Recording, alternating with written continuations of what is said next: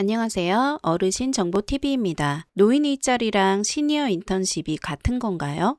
영상을 준비하다 보면 이 질문이 정말 많습니다. 이름도 비슷하고 모두 정부가 지원하는 사업이라 같은 제도로 생각하는 분들이 많은데요. 사실은 목적도 다르고 일하는 방식도 상당히 다릅니다. 그래서 오늘은 가장 헷갈리는 부분만 쉽고 간단하게 정리해 드리겠습니다.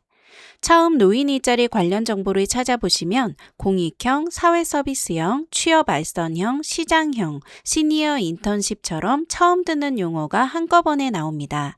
그래서 상담을 받고도 내가 어떤 사업에 신청한 거였지 하고 헷갈리는 경우가 많습니다. 먼저 가장 큰 개념부터 알아두시면 쉽습니다. 정부의 노인 일자리 및 사회활동 지원 사업이라는 큰 틀 안에 여러 유형이 들어 있습니다. 그중 대표적인 것이 공익형, 사회서비스형, 그리고 민간형 사업입니다. 먼저 공익형은 지역사회에 도움이 되는 활동이 중심입니다. 학교 앞 교통안전 지원이나 도서관 보조, 노노케어 같은 활동이 대표적입니다. 이 유형은 일반적인 취업이라기보다 사회 참여 성격이 강합니다. 그래서 받는 돈도 월급이라기보다 활동비 개념이며 근무 시간도 비교적 짧은 편입니다. 다음은 사회 서비스형입니다.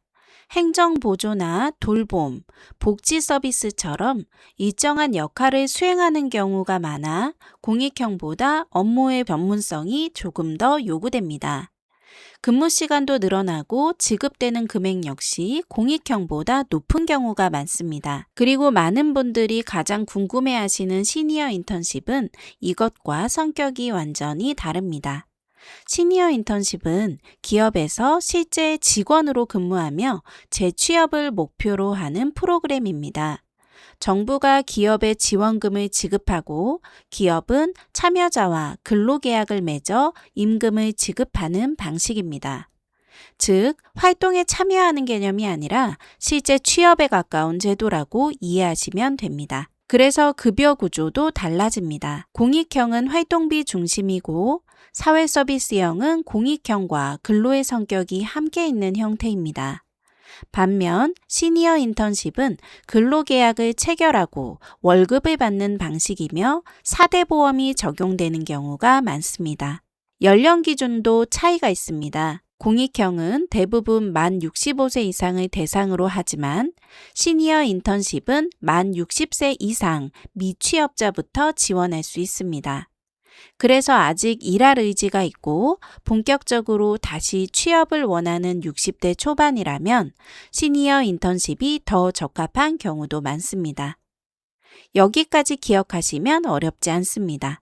공익형은 사회 참여 활동, 사회 서비스형은 서비스 제공, 시니어 인턴십은 재취업. 이 세 가지만 구분해도 대부분의 혼란은 해결됩니다. 그런데 여기서 또 하나 중요한 질문이 남습니다. 그렇다면 나는 어떤 유형을 선택하는 것이 가장 유리할까? 다음 편에서는 경력이 있는 분, 자격증이 없는 분, 월급이 중요한 분, 체력 부담이 걱정되는 분까지 상황별로 어떤 제도가 잘 맞는지 실제 사례와 함께 알려드리겠습니다. 도움이 되셨다면 구독과 좋아요 부탁드립니다. 늘 건강하시고 행복하세요.